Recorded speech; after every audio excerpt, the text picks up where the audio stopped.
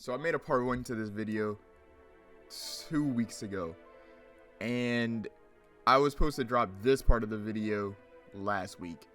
However, shit happens. Life happens, you know what I'm saying? Things of that nature. But let's get right into the video. First thing I'll say is I read all my comments. I always look at my comments.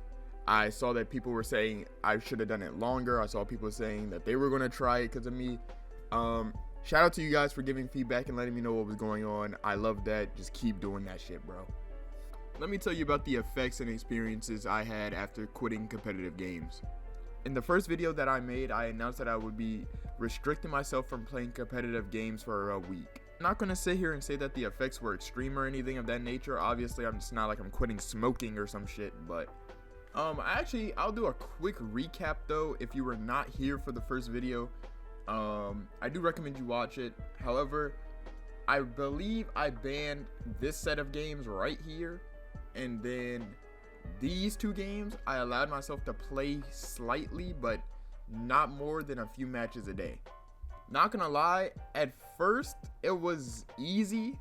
I really kind of regretted how short I made it at first, but then towards like the later half of the week, I kind of got urges to just hop on games, because if you're someone like me whose main enjoyment from games is like playing competitive shit and just being better than somebody else in the game, then you will feel the need to just hop on the game and just start doing whatever the fuck, right?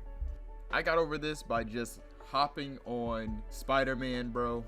Shout out to Spider-Man. That game is goated. Fortnite too. I didn't ban Fortnite because I thought Fortnite really isn't that like competitive of a game. Like, it's more just some like fun shit you play with your friends. Fortnite was pretty fun. Really those 2 games, and I played Mortal Kombat 1, but the story mode, those were all pretty fire to play in place of like Valorant and Rainbow and shit. Honestly, I think if I tried to do this challenge for a month, then I probably would have failed in the last 2 weeks at some point. And honestly, I wouldn't put it in the same category as like being addicted and having like withdrawals or some shit, but it's more like you spent all this time playing the games, and at some point it's just like those are the games you're most comfortable with. Like, those are the games you prefer playing, if anything. So it's like you're not resisting the urge of addiction, you're more resisting the urge of relaxation almost, even though you're not like really relaxing, but you get the idea. During the week I wasn't playing games, I came to a realization that the problem really is the fact that you're literally just gambling every time you load into any competitive game. Unless you were in like a game where it's like 1v1s, like fighting games or shit like that. I'm talking team-based games where you load in with a random set of teammates, random set of enemies, and all this other random variables, right? No 2 games will ever be similar because of the amount of variables and different things that can happen. So every time you load into a game, it's something different, which is the hook of competitive gaming. Now, the reason I bring this up is because I think this is just the main problem, and I think it's the reason that people tend to like try to stray away from them, even if they don't always commit to doing that. If we're being honest, these games don't have to do much to hook players because they're set on the basis of just the players wanting to get better, have fun if they can, or just the fact that every time you load in, it's just something different. Like, it's always going to be different. Okay, I'm not even gonna lie to y'all. I just randomly started playing Storm Connections right after I recorded that last clip for like 30 minutes.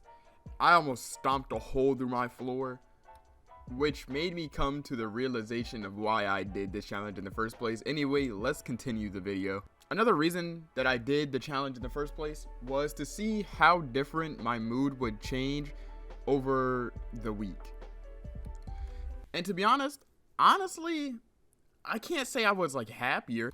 However, I do think I was calmer because I was not going through the motions of having dog shit Overwatch and Valorant teammates, and that can definitely make your day way better 100% of the time. Now I'll talk about if any of the goals that I wanted to achieve actually came to fruition, and to be honest, yes, they did.